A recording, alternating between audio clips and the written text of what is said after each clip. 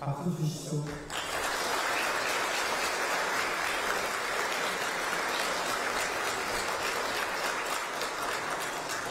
오늘 소개할 분이 많은데 후보께서 시간이 촉박해서 곁에 있으면 두 번째 시간이 필요해서 소개하는 수를 줄이겠습니다. 양해 바랍니다. 인천의 원로이시고 사선의원이시고 성광문화재단 지금 현재 이사장이신 신종구 원로를 부탁드립니다.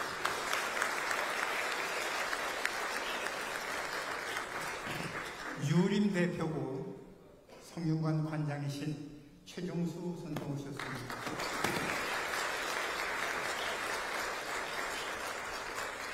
조건우 인천사회복지 공동모금회 전 회장 오셨습니다.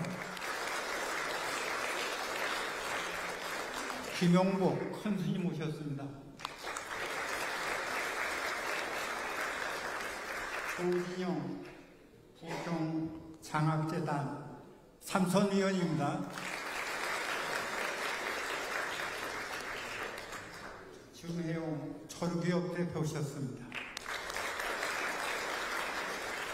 전양철 인천 기독교 포럼 대표, 기독교 감리회 전 감독님 오셨습니다.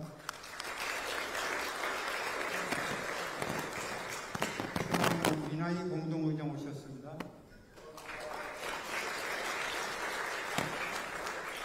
임익찬 임산업 대표 오셨습니다. 어디 있습니까?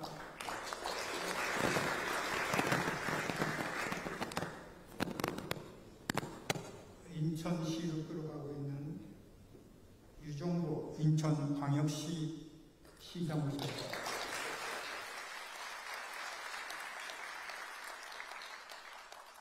인천시의 의장 정혜건 의장 오셨습니다. 박영복 전 정무부 시장 오셨는데요. 어디 계십니까? 김진용 인천경제자유구역청 청장 오셨습니다.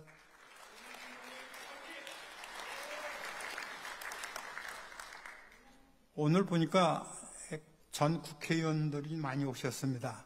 우리 세월문화재단 전통은 현역보다 전 국회의원부터 소개를 합니다.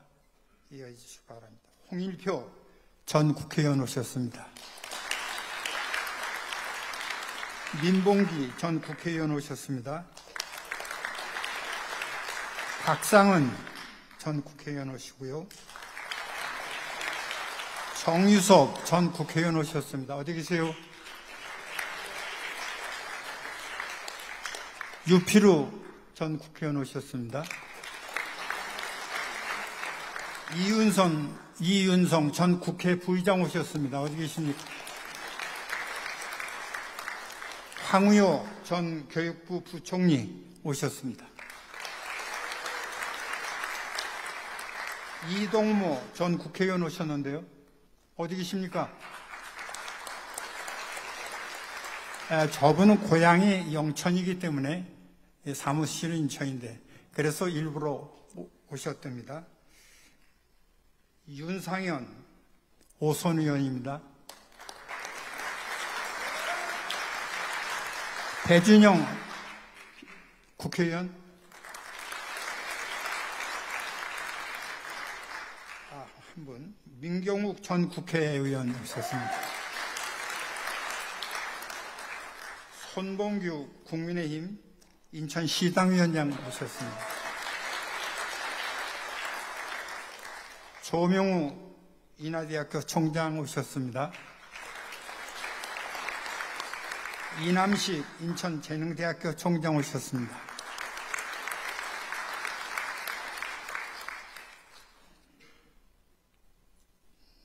조상범 인천사회복지 공동모금회 회장 오셨습니다.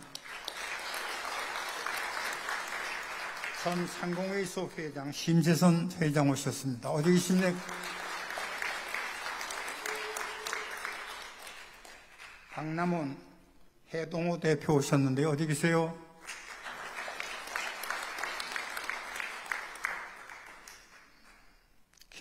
김성태 전국 자동차 노동자 인천지역위원장 오셨습니다. 김종춘 경인방송 사장 오시고요. 박승숙 전 중구청장 오시고요. 전현성 전 서구청장 오시고요. 문경복 인천 옹진군수 오셨습니다. 이 사람 현역입니다. 이재호 연수구청장 오셨습니다. 더 소개하고 할 분이 많이 계신데 오늘은 이런 거로 드리겠습니다.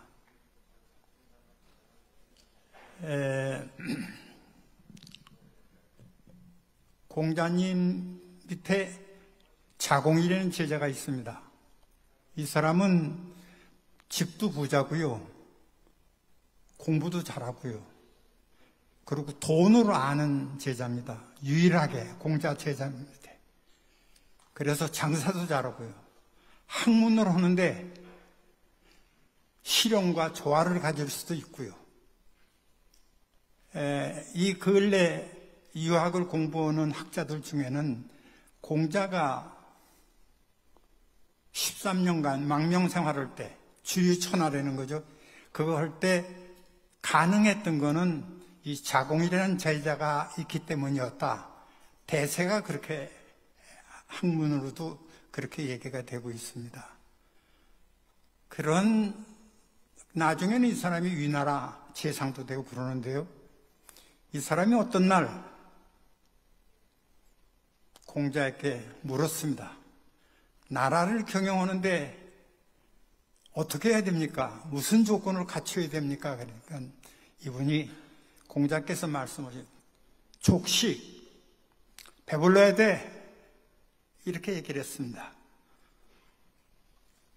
그럼 두 번째는요, 족병, 국방이 튼튼해야 돼, 그렇게 얘기를 했어요. 그럼 세 번째는요, 민신지의, 백성이 나라를 믿고 백성과 백성 사이도 신뢰가 있어야 나라가 부강한다, 이렇게 말씀했어요. 그런데 이 자공이라는 제자가 그것으로 끝낼 사람이 아니잖아요. 선생님, 필, 꼭 필요해서, 부득이해서, 이 부득이란 말이 지금 여기서 나온 겁니다. 논어 안현편에서 나오는 얘기인데, 부득이해서 하나를 뺀다면 뭘 빼야 될까요?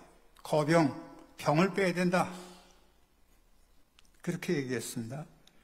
그러니까 또 이 자공이 그대로 물러날 사람이 아니죠. 선생님, 그럼 나머지 신뢰하고 희기는 먹는 게 있는데, 부득이해서 부득이해서 거선, 먼저 뺄 게 있다면 두 가지 중에서 어떤 걸 빼야 됩니까? 그렇게 묻습니다. 그러니까 공자께서 서슴없이 거식, 먹는 걸 빼야 된다. 그럼 선생님, 백성이 다 죽지 않습니까? 사람은 다 죽게 돼 있어. 그러나 신뢰가 없으면 성립이 안 돼. 신뢰가 없으면 성립이 안 돼. 먹는 것보다 신뢰가 더 대단히 공자님으로서는 정말 오직 그 춘추전국 후기니까 그때 나라가 아주 어려울 때 아닙니까? 그런 말씀을 했습니다. 지금 우리도 이것도 국내외가, 미국에서도 대통령이 여러 가지 어려운 얘기를 내놓고 우리나라 국내도 힘든데, 이런 때 정말 신뢰, 이게 필요치 않나. 이게 지금 우리나라 국내 문제로 따지더라도 정치하는 사람들이 정말 신뢰가 있는가, 서로. 그런 생각을 해보면서 한 가지 더 말씀드리겠습니다. 저는 요새 여야가 국민들한테 많은 공약을 하고 약속을 합니다. 아주 좋은 일입니다. 그러나 그것도 좋지만 해야 할 일은 국민들에게 희망을 줘야 됩니다. 이거다. 우리가 지금 고생하더라도 힘들어도 이거다 하는 희망을 줘야 됩니다. 이 인천 앞바다 황해처럼 비가 아무리 와도 황해바다는 비에 젖지 않습니다. 바다가 비에 젖는 법이 있어요. 하루에 쓸물 둘물에서 물이 소수가 나갔다 들어갔다 하지만 그 물의 양은 언제든지 여유롭니다. 그런 희망을 국민에게 줘야 됩니다. 적은 것들은 실무자들이, 지방의 시장들이 할 수 있지만 큰 거는 큰 사람들이 내놔야 됩니다. 끝으로 제가 한 가지 더 드릴 말씀은, 국회에서 정부에서 입안하는 것, 법을 만드는 거요, 그거보다 더 좋은 게 어디 있습니까?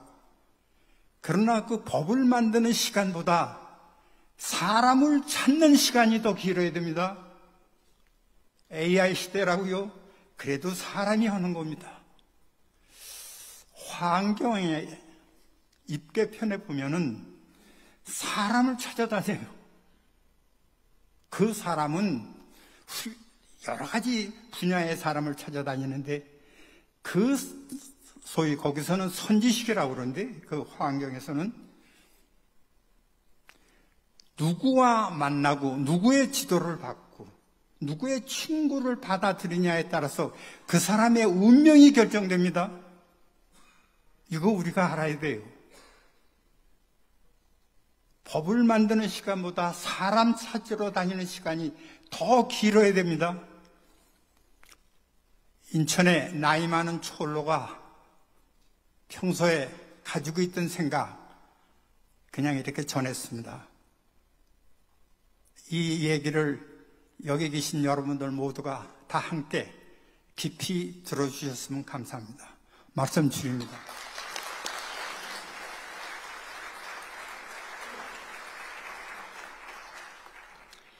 이번 제455회 세월 아침대화는 2025년 6월 3일 치러지는 제21대 대통령 선거 후보를 모시는 자리로 마련하였습니다. 오늘은 국민의힘 김문수 후보를 모셨습니다. 여러분 환영과 격려의 박수 부탁드립니다.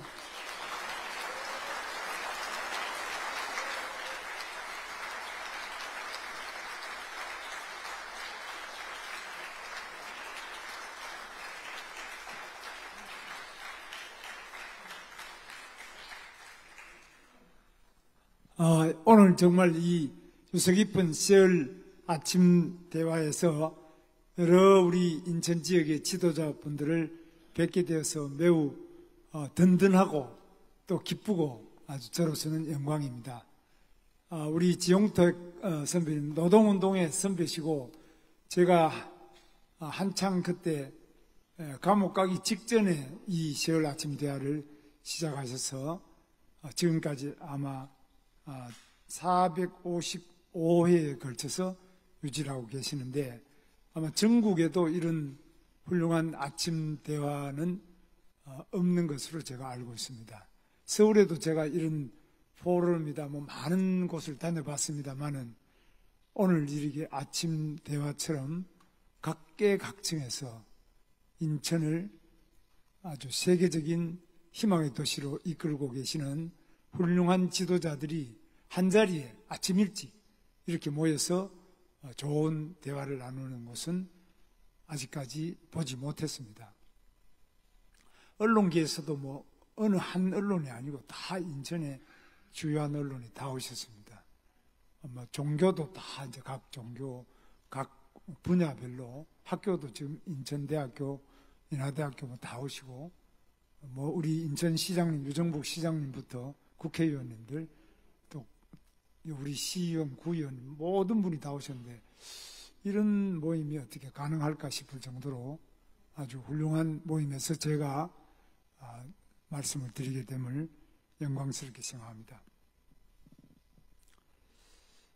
지금 대한민국은 위기를 마주하고 있습니다.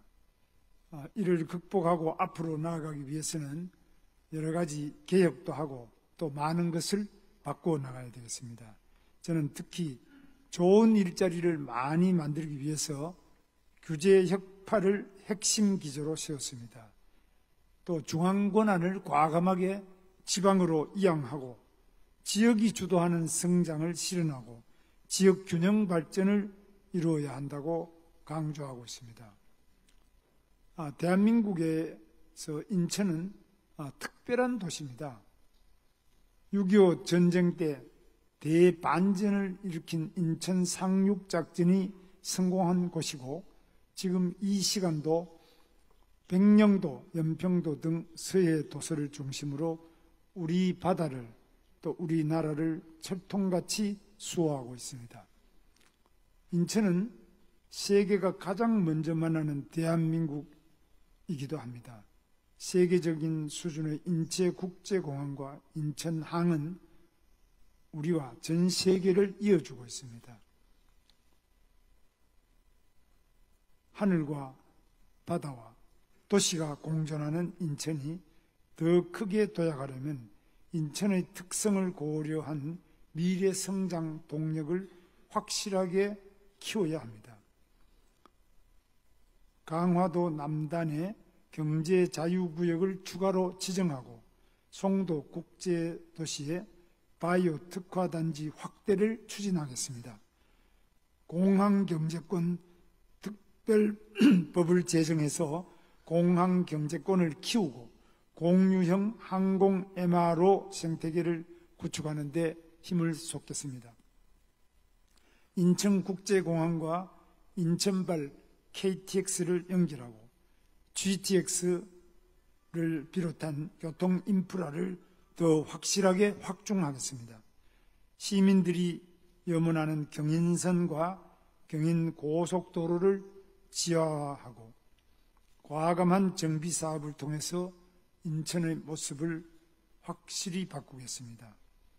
서해 5도 주민들의 정주 여건을 개선하고 시민들이 더 살기 좋은 인천으로 도약할 수 있도록 힘껏 지원하겠습니다. 오늘 이렇게 인천시장님, 유정복 시장님도 오셨습니다만은 유정복 시장님 지금 열심히 잘 하고 계시는데 시장님한테도 제가 이야기를 많이 듣고 있습니다. 지난번에도 천원주택이든지 저출산 대책, 또 인천의 지역발전 이런 부분에 대해서 많이 듣고 있습니다. 근데 요즘에 제가 지방에 많이 다녀보는데 지방은 인천처럼 이렇게 앞으로 더 커가는 고민, 또 앞으로 힘차게 솟아오르는 고민 이런 것이 아니라 인구가 우선 줄고 또 경제가 쇠퇴하고 어려운 처지에 빠져 있는 경우가 우리 대한민국 거의 다입니다. 그래서 늘 가면 어떻게 하면은 이 인구가 줄어서 폐가가 많이 생기고 또 여러 가지 경제가 위축이 돼서 자영업이 안 되고 또 대학은 학생이 없어서 폐교 직전에 와 있고 또 외국인 학생을 어떻게 모집해 와서 학교를 유지하느냐 하는 이런 어려운 점이 있는데 인천은 그렇지 않고 정말 늘 앞으로 더 성장하고 더 또 높이 발전해 나가는 그런 대한민국을 선도하고 있는 데 대해서 저는 정말 매우 다행이라고 생각합니다. 그러나 우리나라의 다른 지역과는 달리 특별하게 인천이 지금 유일하게 잘 성장 발전하고 있습니다.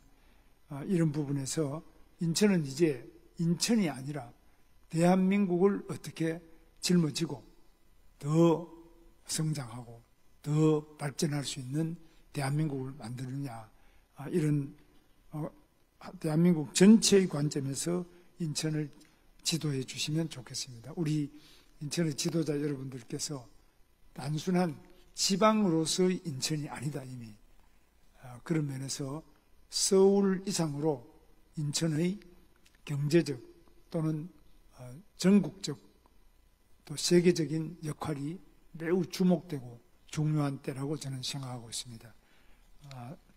다시 한번 우리 훌륭한 우리 인천의 지도자들 여러분들께서 이렇게 많이 모이셔서 머리를 맞대고 아침 대화를 나눌 수 있는 이 대화마당 자체가 큰 의미가 있다. 이렇게 발전하든지 어렵든지 좋든지 항상 이렇게 모여서 대화하는 것이 매우 중요하다. 그러나 우리 대한민국의 현실은 이런 대화보다는 극단적인 서로 대립을 통해서 정치적으로 지금 많은 어려움이 와 있습니다. 저는 분명히 말씀드립니다만은 어떤 극단적인 대립이 아니라 항상 대화와 타협을 통해서 우리의 모든 문제를 서로 이해하고 서로 풀어나가는 그러한 리더십을 우리 사회가 꼭 실현해야 된다고 봅니다.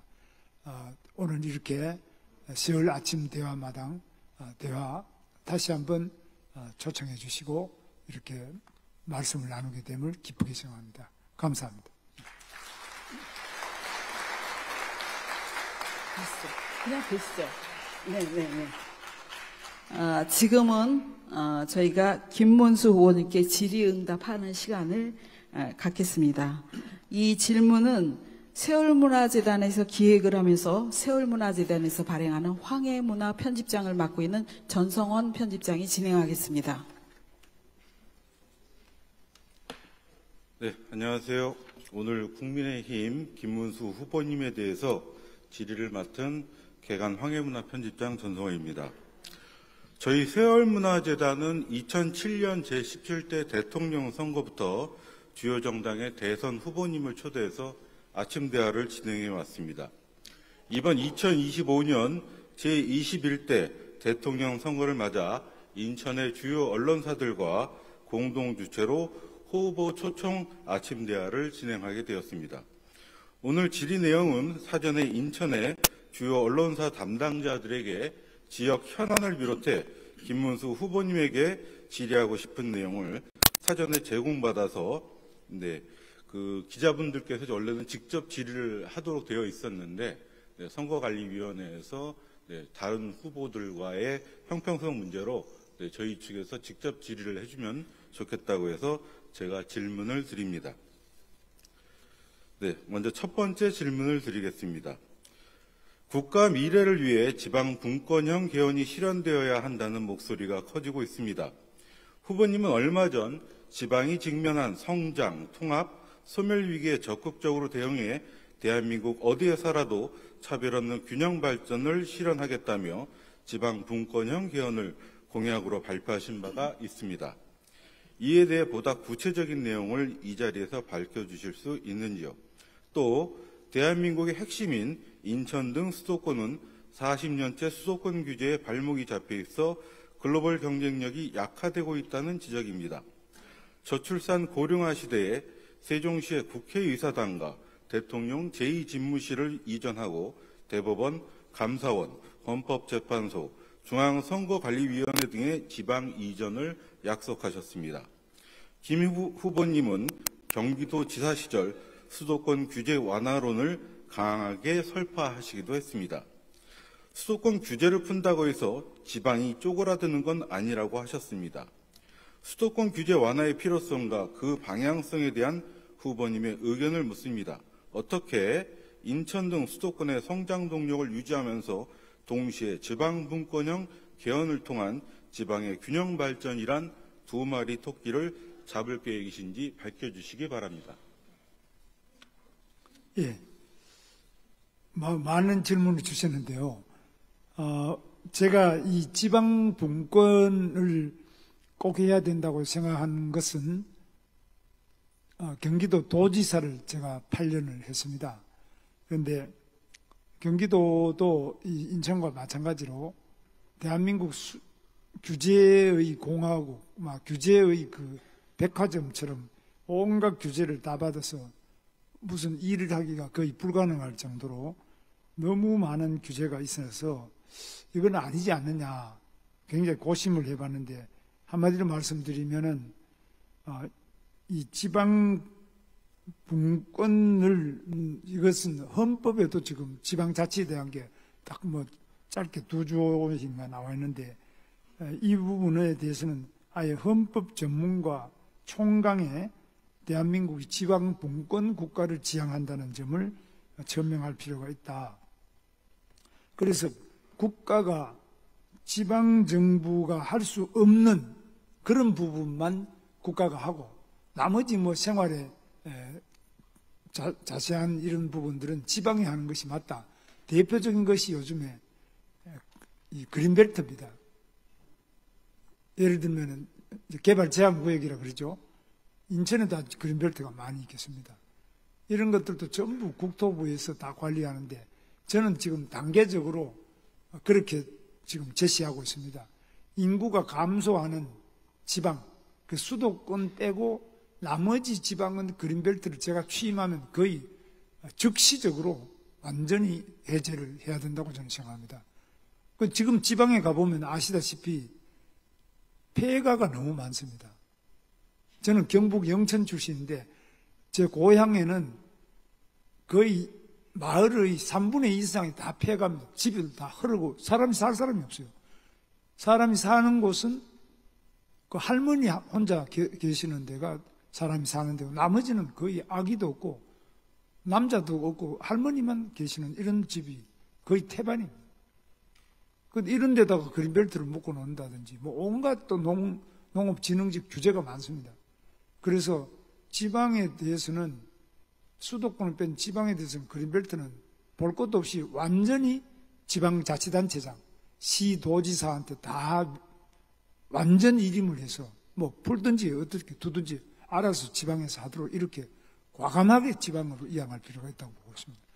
그러면 이제 서울, 경기, 인천은 어떠냐? 여기는 아직 지방에 좀 하는 걸 보면서 그 다음에 또 부는 것이 단계적으로 좀 하는 게 필요하다고 보는데 왜냐하면 이 한꺼번에 불어버리면 또 이제 지방에 있는 부분이 더 또 수도권으로 집중되는 현상이 오지 않겠느냐 하는 우려를 하고 있는데 이 부분은 앞으로 우리 유정복 시장님하고도 상의해서 좀 하도록 그렇게 하는데 하여튼 현재 제가 생각하는 거는 그래서 국가가 모든 것을 다 틀어지고 자기가 다 하고 지방은 아예 뭐 조금씩 이렇게 주는 것 받아가지고 하는 이런 식이 아니라 지방의 주민들이 생활하고 있는 지방자치단체가 기본이 돼 가지고 하고 그걸 할 수 없는 국방이라든지 경제정책 뭐 큰 국가정책 이런 것은 중앙이 하는 식으로 기본이 지방자치단체가 정부의 기본의 역할, 주민의 삶을 향상시키는 역할의 기본을 하도록 이렇게 좀 바꿔야 된다고 생각합니다. 그 다음에 이제 이 지방자치단체 자체도 지방정부로 이렇게 명칭도 바꾸자 이렇게 이게 제 안입니다. 그 다음에 이제 수도권 규제 부분에 대해서는 인천 같은 경우는 대표적으로 그린벨트 이상으로 또 규제가 많은 것이 군사 규제가 많을 겁니다. 이 최전방이기 때문에 군사 규제가 많고 뭐 백령도 이런 데도 더 말할 것도 없고 특히 강화도 여긴 또 군사 규제만이 아니라 문화재로 인한 여러 가지 또 규제도 있고 많은 규제들이 있는데 이런 부분이 전부 다 지방자치단체장들이 상당한 정도로 다 그 권한을 가지고 하는 것이 맞다 이렇게 생각을 하고 있습니다. 그 다음에 이제 지방에서 규제뿐만 아니라 인사권도 지방에 과감하게 많이 주고 또 예산권도 지방 자체가 조세권도 일부 가져가야 된다고 생각합니다. 이런 부분은 논의를 구체적으로 하겠습니다. 저는 생각에 과감한 지방 이양이 없이는 지방을 살릴 수도 없고 제대로 자율적인 발전이 불가능하다고 보고 있습니다.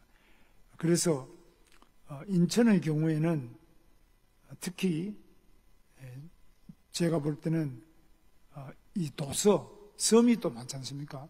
섬 부분에 대해서는 예를 들면 백령도, 연평도, 우리 배준영 지역구입니다만은 이런 섬 지역에 대해서는 특별하게 더 규제도 풀고 지원을 강화해서 지방자치가 발전시켜 나갈 수 있도록 그렇게 할 계획입니다. 그래서 자세한 이야기는 제가 여기 다 드리면 그것만 가지고 오늘 또 하루 종일 해야 되겠습니다만, 기본적으로 인천은 적어도 제 취임하면은 제주도가 지금 우리나라의 자치를 제일 많이 줬습니다. 제주특별자치도가 가지고 있는 지방자치권만큼은 취임하면 거의 즉시 그 정도로 과감한 지방 이양을 먼저 해야 된다고 저는 생각하고, 그거는 이미 실험이 다 끝났습니다.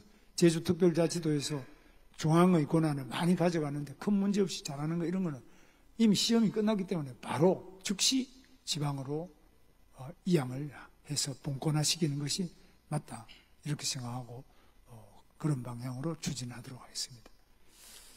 네, 말씀 잘 들었습니다. 그럼 두 번째 질문을 드리겠습니다. 김문수 후보님은 과거 노동운동가였습니다. 그럼에도 불구하고 현재 중대재해처벌법 완화, 주 52시간제 유연화, 노조규제 강화 등 보수적인 노동공약을 내세우고 계십니다. 하지만 중대재해처벌법 시행 이후에도 산업재해로 인해 연간 사망자가 2022년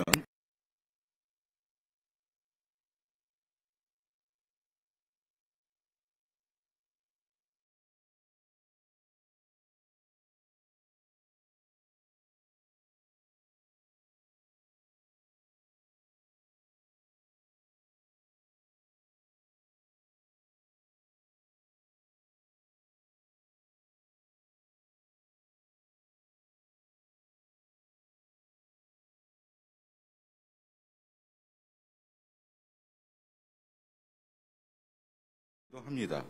과거 노동운동가로서의 철학과 현재 정책 간의 괴리를 어떻게 해소할 것이며 노동자 안전과 권익 향상을 위해 추가로 마련된 대책이 있으신지 설명해 주시기 바랍니다.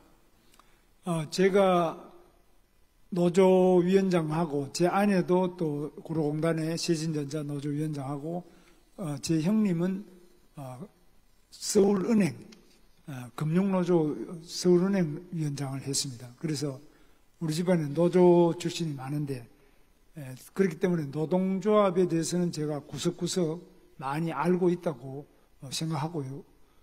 그런데 저는 이제 지금은 일자리가 많은 대한민국, 일자리가 많은 인천, 일자리를 많이 늘리기 위해서 기업하기 좋은 대한민국, 그럼 왜 노조하기 좋은 대한민국 말 안 하느냐? 지금 노조가 우리나라에 굉장히 문제가 있다고 저는 생각합니다.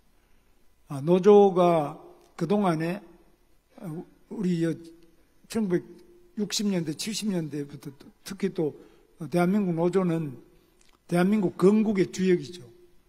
지금 국민의힘보다도 한국노총이 더 역사가 길지 않습니까? 한국노총은 1946년부터 세우고, 그래서 나라가 건국되기 전부터 이 한국노총이 중심이 돼가지고 바로 대한민국을 건국하고, 그 뒤로 6.25나 이런 가운데도 호국을 하고 또 경제 기적을 이루는데 주역이었고 민주화 과정에도 중요한 역할을 해왔습니다. 그러나 지금 대한민국의 노동조합이 과연 그렇게 하고 있느냐?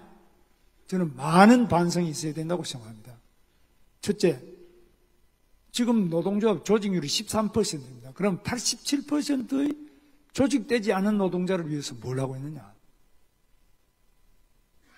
매우 저는 많은 잘못된 일을 하고 있다고 생각합니다. 자기들 임금만 계속 투정하고, 지금 현대자동차와 기아자동차의 1년에 연봉이 1억 4천만 원이 넘습니다. 1억 5천. 이 정도 받으면 임금 투정은 그만해야죠. 최저임금도 못 받는 사람이 지금 엄청 많습니다. 최저임금 아시다시피 하루에 1030원입니다. 그러니까 이 최저임금 이하의 정말 이런 사람, 그것도 또 체불임금까지, 최저임금조차도 체불이 되고 있는 이 많은 노동자들에 대해서 기본적으로 그 연대의식을 가지고 그 약자에 대한 배려와 약자를 살피는, 그게 노조 정신인데, 여기 우리 노조위원장 또 와 계십니다만, 약자들에 대해서는 전혀 보지 않고 자기들 임금만 계속 1억 5천이 되는데도 계속 자기 임금을 더 올려달라고 투쟁하고 파업하고 올해까지도 파업을 했습니다. 이게 말이 되는 이야기냐. 우리나라 이 노조는 중산층 이상이 주로 노조를 하고 있습니다. 그러면서 그 중산층 이상의 노조가 자기 임금 투쟁에 몰두하고 자기가 임금 많이 올라가면 밑에 하청업체나 이런 데가 점점 더 임금을 올릴 여력이 없기 때문에 점점 더 어려워지는데 그거 돌보지 않고 이건 노동조합 정신이 아니지 않습니까? 노동조합은 같이 먹고 같이 살자는 건데 이 연대의식이 너무나 없다. 우리 사회 전체를 보지 않고 왜 자기만 이기적으로 계속 그렇게 요구하고 있느냐 하는 것은 비판받아 마땅하다고 생각하고 저는 고용노동부 장관으로서도 강력하게 비판을 했습니다. 이건 안 된다. 그런데 아니 뭐 이런 부분에 대해서 저보고 아니 노조하는 사람이 그렇게 하면 되느냐 하는데 지금 과연 대한민국의 민주노총, 한국노총이 13% 이내의 최상층부를 대변하고 있지 87%를 위해서 목소리 내는 걸 들어보셨습니까? 저는 우리 고용노동부는 87% 노조 없는 버려진 약자와 동행하겠다. 강자를 위한 고용노동부는 안 하겠다고. 그래서 약자들을 누가 돌보느냐. 노조가 돌보지 않고 그러면 정부 공무원들이 하자. 그래서 저는 고용노동부 공무원 보고 당신들이 약자를 돌봐야 된다. 그래서 청년도 지금 정년 연장 이야기하지 않습니까? 정년을 그럼 연장하면 그만큼 젊은 청년들은 그럼 취업을 어떻게 합니까? 그분들이 나가지를 않는데 지금 젊은 청년 중에 쉬었으면 청년만 50만이 넘습니다. 그래서 제가 이 노동 문제는 이야기하면 너무너무 많은데 지금 질문 중에 노동 시간이 길다고 하는데 지금 많이 줄어가지고 우리가 세계 최장 시간도 아닙니다. 그런데 더 문제는 뭐냐? 노동 생산성이 아주 낮습니다. 저는 미국의 공장도 많이 가보고 다른 일본 공장 또는 유럽의 공장, 독일 공장 이런 데 제가 다 현장에 가봅니다.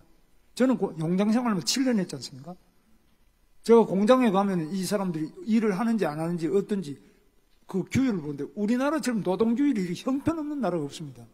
일을 하는지 뭘 전화 받고 그 제가 핸드폰을 가지고 들어가지 않아야 된다는 그런 광주 글로벌 모터스 광주행 일자리죠.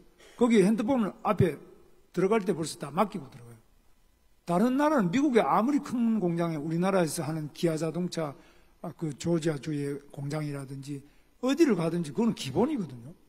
근무하면서 계속 핸드폰하고 자기 볼 일 다 보고 거기 노동규율이 제대로 지켜지는데 우리는 지금 이게 일을 하는지 뭐 자기 전화 받고 이렇게 하는지 이게 구분이 잘 안 되는 경우가 많이 있는데 이런 거는 고쳐야 됩니다. 안 고치면은 말만 길게 일했다 그러는데 사실 실제 생산성 자체가 못 따라간다.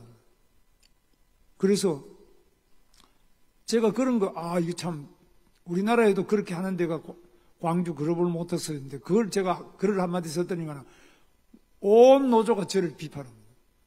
그 말이 되는 이야기냐? 당신이 노조했다는 사람이 노조 없는 게 좋은 거냐? 핸드폰 그걸 마음대로 못하게 하는 그게 인권 탄압이 아니냐는 식인데 저는 그렇게 보지 않거든요.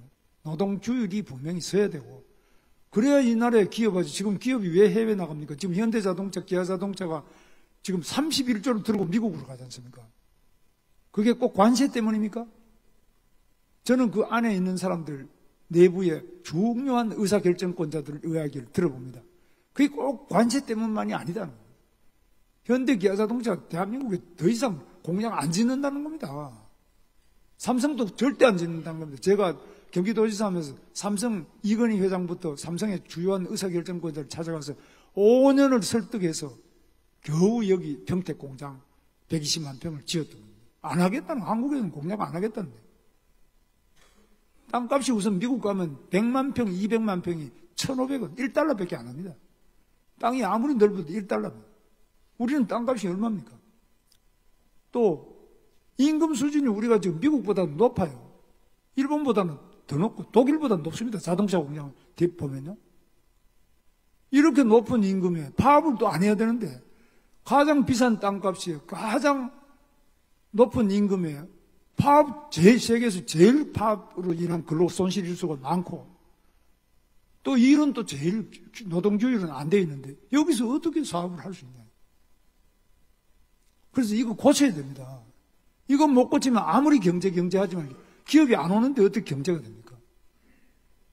그래서 이런 부분에서 우리가 정말 자기 반성이 있어야 되는데 제가 이런 이야기하면 저보고 저 배신자, 노조하던 사람이 저런 말 할 수 있어? 제가 노조를 해봤기 때문에 하는 말씀입니다. 노조도 기업이 잘 돼야 노동조합원이 늘어나고 기업이 확장해야만 노조가 될 거 아닙니까? 기업이 다 문 닫았는데 노조가 어디 있습니까? 그럼 지금 우리나라의 기업이 다 나가고 지금 이런 좋은 기업부터 나가는데요. 현대기아가 31조를 들고 나가면 그 밑에 부품 회사부터 다 따라 나가야 될 거 아닙니까? 그럼 여기 남아있는 기업이 누구냐? 지금 임금도요, 우리나라 임금이 낮다 그러는데 낮은 사람 낮아요. 그러나 노조가 있는 데는 지금 높아요. 진짜 낮은 거는 그런 분도 많아요. 체불임금도 못 받는 분도 많아요. 이거부터 우리가 정부가 고쳐줘야지.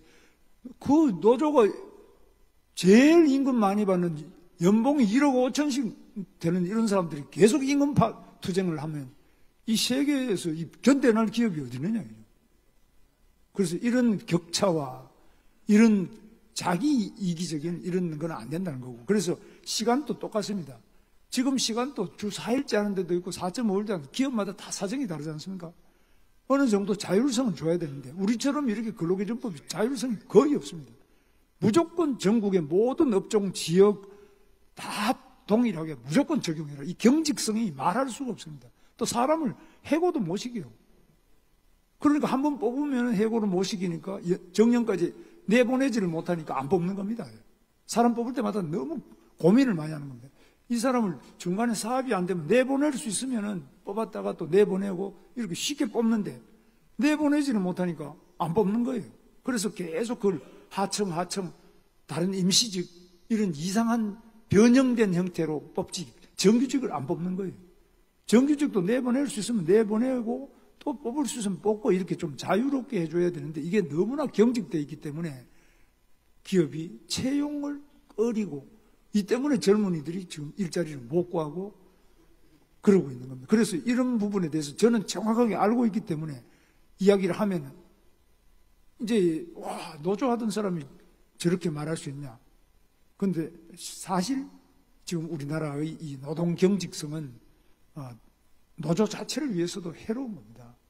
그 다음에 중대재해처벌법 사망자가 생기면 구속까지 할 수 있다. 뭐 이래가지고 굉장히 강력한 처벌인데 세계 최고로 강한 처벌을 하고 있습니다. 그럼 지금 싱가포르에 세계적 기업의 아시아 본부가 싱가포르에 5,000개가 넘는데 한국은 100개도 안 돼요. 우리는 싱가포르보다도 얼마나 큰 나라, 인구는 10배가 넘고 땅은 지금 싱가포르는 서울시 크기밖에 안 되거든요. 땅은 얼마나 넓고 인구는 얼마나 많고 우리 위치가 중국 가깝죠, 일본 가깝죠, 미국 가깝지 않습니까? 싱가포르 저 구석에서 아무 조건이 안 좋은 데서 그렇게 많은 세계적 대기업의 아시아 본부를 다 유치하고 있는데 우리나라는 왜 안 오느냐? 한마디로 말해서 한국 가면 구속될 수 있다는 거예요. 이 사법 리스크. 그리고 한국에 가서 이재용도 구속되고 한국 기업인 중에 최고 대표 최태원이도 구속되고 롯데 신동비도 구속되고 다 구속돼서 이재용은 지금 현재 9년 동안 재판을 하고 있습니다. 그러면 거기 가서 구속되고 재판 계속하고 이러면 사업을 어떻게 하냐. 싱가포르 그런 거 없어요. 그래서 적어도 싱가포르 5,000개가 있고 우리는 뭐 500개라도 있어야 되는데 지금 100개도 안 되니까 우리가 유치를 하려고 해도 한국에 어이구 그거 갖다가 어떤 꼴을 당할지 이 구속 리스크 없애야 됩니다. 그 다음에 두 번째 노조 리스크도 없애야 됩니다. 그 다음에 우리가 지금 영어를 잘 못하기 때문에 말이 안 통하고 애들 교육이 또 어렵죠. 그래서 지금 우리 유정국 시장 와 계시지만 여기 우리 인천 송도 외국인 학교 많이 오는데 더 많이 늘려야죠. 외국인 학교 유초, 중, 고등학교부터 매우 자유롭게 특구를 만들어서 교육이 쉬워야 이 외국인 기업이 오는데 교육이 우리가 너무나 어렵잖아요. 학교에 대한 규제를, 대학교 규제를, 인하대학교, 인천대학 총장 와 계시지만, 대학을 이렇게 규제하는 나라가 전 세계에 있습니까? 그래서 대학에도 자율성을 과감하게 줘야 되는데, 요즘 많이 좋아지고 있습니다만, 저는 획기적으로 해서 교육이 자유로운 대한민국. 그래서 세계 어느 나라, 미국에서보다도 여기 와서 더 자기 아이들이 공부도 하고 세계적인 인재로 성장할 수 있도록 할 때, 바로 싱가포르 같이 그렇게 될 때 자기 아이들을 위해서도 싱가포르 가자. 그럼 우리나라 와서 국제학교라는 게 얼마나 비쌉니까? 값은 비싸지, 뭐 교육은 부실하지. 이렇게 되면은 과연 여기 오겠느냐 이죠. 그리고 많은 요인이 있는데, 저는 이런 거 하나하나 고쳐 나가야 되고, 정말 이 송도처럼 이 자유구역, 경제자유구역 이런데 과감한 규제해서 먼저 선도적으로 하고, 나머지 지역에도 지금 이런 규제를 풀어나가야 된다고 합니다. 그래서 중대재해처벌법은 처벌 위주의 법을 고쳐서 예방 위주로 해야 된다. 예방을 하려면 대기업은 자기가 알아서 하는데, 영세 중소기업은 위험한 사업장의 위험 요소도 많지만 그거를 고치는데 필요한 안전장치를 하는데 돈이 들어갑니다. 요즘 같으면 AI를 이용한다, 로봇을 이용한다, 드론을 이용한다, 아니면 그 로봇을 이용한다, 각 센서를 이용한다, CCTV를 이용한다. 이런 거를 많이 이용해야 중대재해가 줄어듭니다. 건축 현장의 추락사, 고층 빌딩 짓는데 추락사, 이런 것도 드론으로 미리, 또 CCTV로 미리 그 불안전한 행위를 체크할 수 있도록 이렇게 하면 되는데, 제가 공장에 다닐 때 취득한 자격 중에 하나가, 저는 자격증을 많이 가지고 있는데요, 그 중에 하나가 안전관리 기사입니다. 제가 공장에서 안전관리자로서 일을 2년 동안 했어요. 그 산업안전 제가 누구보다 잘 압니다. 정치하는 사람뿐만 아니라 기업이 누구보다도 제가 많이 압니다. 현장에서 제가 딱 겪었으니까. 그건 예방을 위주로 해야지, 사장 처벌한다고 해봐야 그 기업만 어렵지. 그럼 더 또 시설을 못할 거 아닙니까? 그래서 이거 이야기하면은, 노동자는 그럼 죽어도 되느냐 저보고 이렇게 하는데, 저 그런 말이 안 해요. 노동자를 살리려면 예방을 해야지. 사장 구속시켜서 잡아낸다고 노동자가 살아납니까?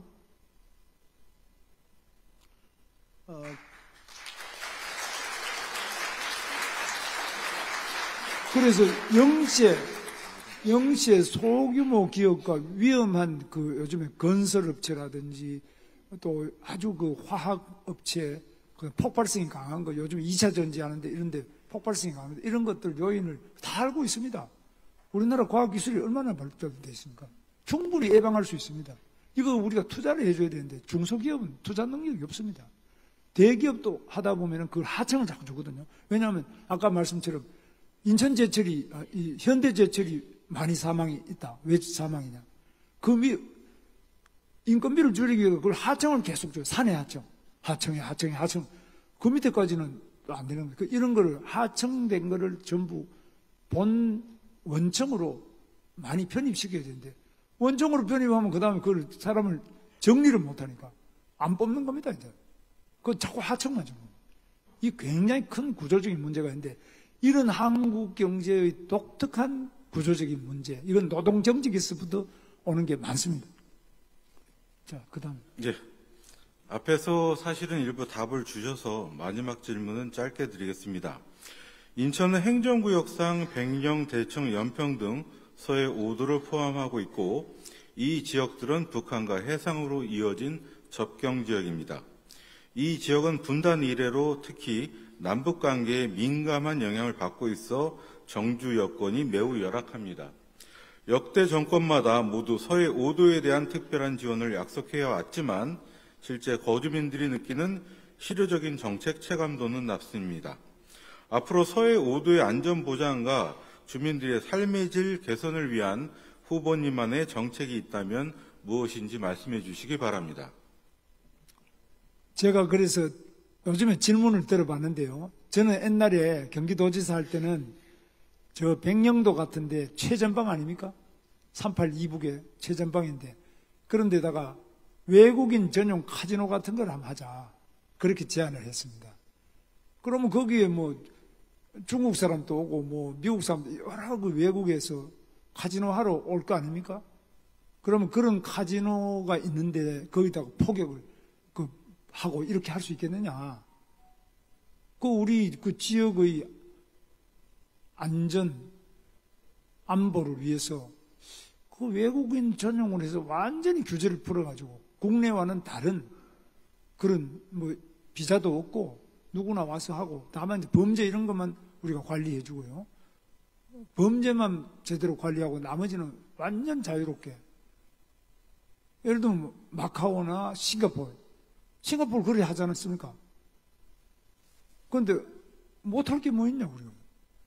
그런데 그 이야기 했다고 저보고 뭐 굉장히 요즘 또 비판을 많이 받고 있습니다. 그런데 저는 그게 그렇게 비판받을 일이냐. 명령도 같은데 그런 데다가 정말 그래서 소득도 많이 올리고 뭐 제대로 될 수 있다면은 완전 자유구역으로 풀어줘 버려야지. 그럼 그 간첩이 오면 어떠냐. 그럼 백령도에 뭐 간첩이 좀 온다고 한들, 뭐 안 와야 되겠지만은 온다고 한들 그게 뭐 나라가 전부 무너지는 것도 아니고. 그래서 어떤 섬이나 이런 것, 우리 육지와 많이 떨어진 섬에 대해서 지나치게 규제를 많이 하고 중앙정부가 통제하고 그 다음에 또 육지에서도 저 섬에는 왜 저런 거 카지노 해주고 우리는 안 해주냐 뭐 이런 비판이 있을 수 있잖아요. 그러나 그런 정말 위험한 백령도라든지 이런 데는 발상을 확 바꿔야 된다. 그래서 정말 안전하고도 그 지역이 제대로 전화위복이 될 수 있는 그런 정책을 취해야 안 되겠느냐. 그래서 저는 그 지역 주민들을 위해서 뭐 우리 시장님도 그런 이야기하면 당장에 워낙 욕을 먹어가지고 또 어려우시겠습니다. 저는 욕 먹더라도 막 하자 이래서 해서 저 욕을 많이 먹는 편인데 저는 우리 대한민국을 위해서 욕을 먹지 않으면 이 국난을 극복할 수가 없다고 생각합니다. 그래서 반드시 이런 잘못된 것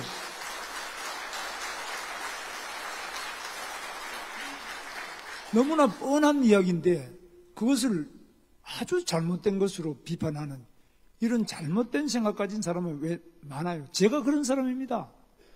제가 박정희 대통령을 얼마나 욕을 했는지요. 저는 고속도로 할 때 못하겠다고 데모하고 뭐 저 안경 신발 다 잊어먹고 잡혀가서 두드려 맞고 저는 제철소 할 때도 인천 포항 제철이 안 된다. 절대 반대했어요. 왜? 우리 대학교 교수님들이 그렇게 가르쳐 줬어요. 고속도로 할 필요가 뭐 있느냐. 국도가 남아도는데 그땐 진짜 남아돌았어요. 포항제철 하자 그러면 우리나라에 원광석도 안 나오지, 코크스도 없지, 뭐 장비도 없지. 또 우리나라가 철판 만들어봤자 누가 사가냐. 그때 자동차도 제대로 안 할 때는. 근데 지금은 어떻게 됐습니까? 자동차 또 마이카 할 때 저는 마이카도 반대했어요. 우리나라가 부품 그 10,000개가 넘는 부품 중에 한 개도 제대로 못 만드는데 무슨 놈 마이카냐. 우리가 마이카 만들어봤자 그거는 누가 사주겠냐. 그래서 다 반대했는데 그 다음에 또 방산 창원에 방산단 할 때 박정희 대통령 마지막 때입니다. 우리도 그것도 반대했어요. 방산이 말이 되느냐 지금. 왜 무기를 만드느냐. 그걸 가지고 농기구를 만들어야지. 뭐 이런 식으로 반대했어요. 우리는 평화주의고 박정희는 전쟁주의자다. 제가 그런 걸 다 해본 사람입니다. 근데 어떻게 됐습니까? 대박이 터졌잖아요. 고속도로 뭐 내가 경기도지사 할 때 경기도 북부에 고속도로가 없었어요. 지금은 이제 포천 구리 동두천 고속도로 생겼는데 그것도 고속도로 하나도 없었어요. 고속도로가 없으니 길이 막혀가지고 그 기업이 들어오려고 해도 막히니까 도저히 기업도 못 들어오고 아무것도 안 됩니다. 그래서 지금 제가 반대했던 고속도로, 제철소, 그 다음에 자동차 공장, 방산 전부 다 대박입니다. 전 세계 1등이 됐습니다. 원자력 저는 절대 반대했거든요. 문재인 대통령 이상으로 저는 탈원전입니다. 그랬는데 어떻게 됐습니까? 원전 세계 최고가 됐잖아요. 원전이 가장 안전한 연료 에너지가 됐지 않습니까? 그런데 뭘 모르고 저는 또 환경기사입니다. 제가 공장에 다닐 때 환경기사로 또 일을 했어요. 환경관리 기사인데 환경기사 저는 국회 환경노동위원회만 제가 또 6년을 있었어요. 그러니까 환경에 대해서 꽤 압니다. 전혀 환경을 모르는 사람들이 환경운동을 해요. 정말 아무것도 모르고 그냥 주장을 하는 겁니다. 노동조합을 가장 모르는 사람이 노조에 대해서 이야기하고 있어요. 그리고 지금 산업에 대해서도 전혀 모르고 도시계획도 전혀 모르고 이런 사람들이 전부 자기 주장을 강력하게 하고 있는데 그 대표적인 사람이 지금 여기 대통령에 또 나온 사람입니다. 전혀 경험이 없고 전혀 해본 것도 없고 해본 적도 없고 그저 부패와 비리와 거짓말 이런 사람들이 온 국민을 속이고 있는데 거기에 대해서 제대로 좀 검증하는 자리가 있어야 되는데 없다 이 말이죠. 정말 그 사람들 한번 보십시오. 해놓은 게 뭐 있느냐? 당신들이 한 게 뭐 있느냐? 그러면서 가장 많이 한 사람을 계속 비판하고 그는 독재자다 뭐다 저보고 독재라 그러는 사람도 있거든요.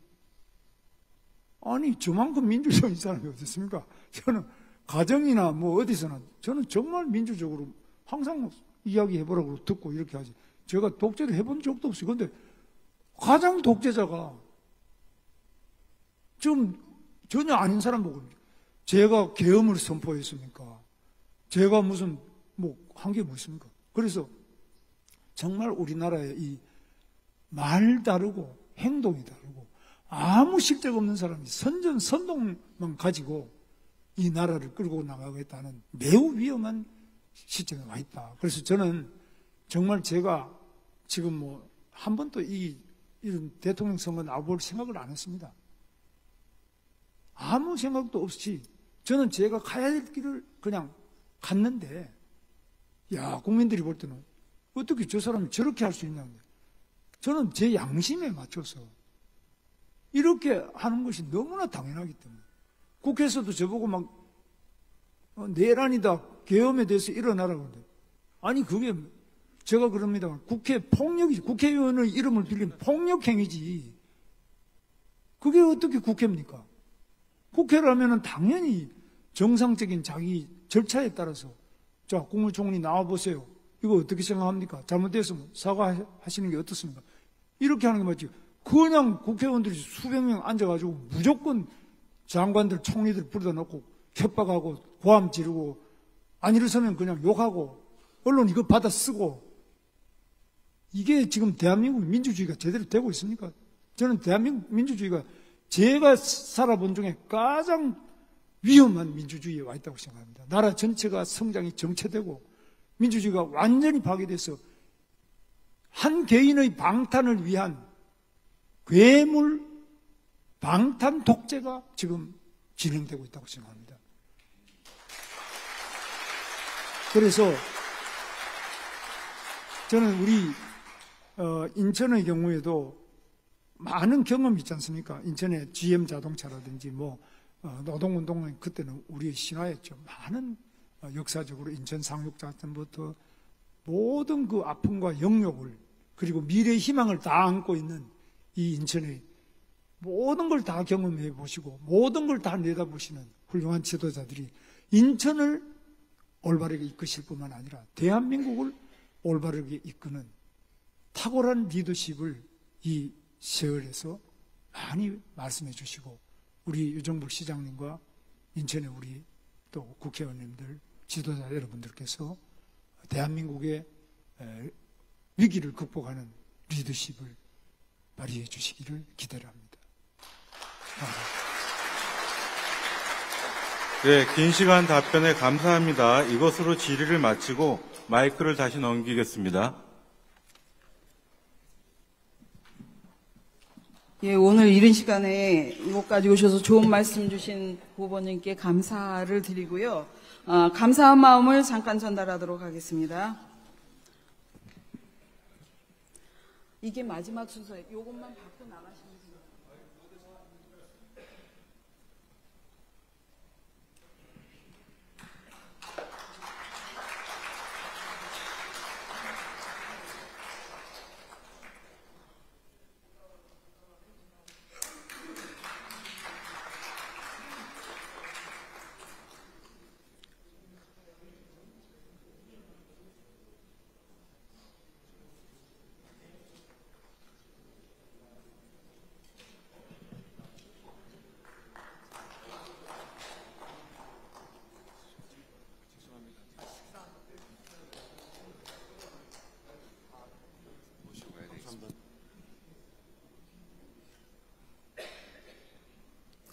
네, 후보자님께서는 시간이 없으셔서요. 자리를 이동하셔야 된다고 합니다. 여러분 격려의 박수 부탁드리겠습니다.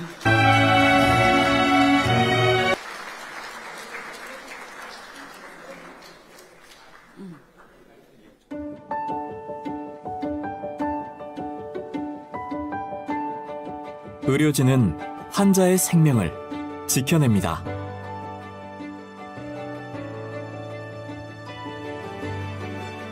교사는 아이들의 내일을 지켜냅니다. 서민의 삶을 지켜내는 투표. 아이와 부모의 행복을 지켜내는 투표.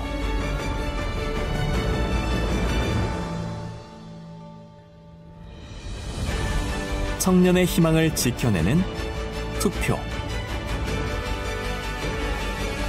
새롭게 대한민국 기호 2번 김문수. 사전투표로 대한민국을 지켜주세요. 새롭게 대한민국 정정당당하게 지키겠습니다.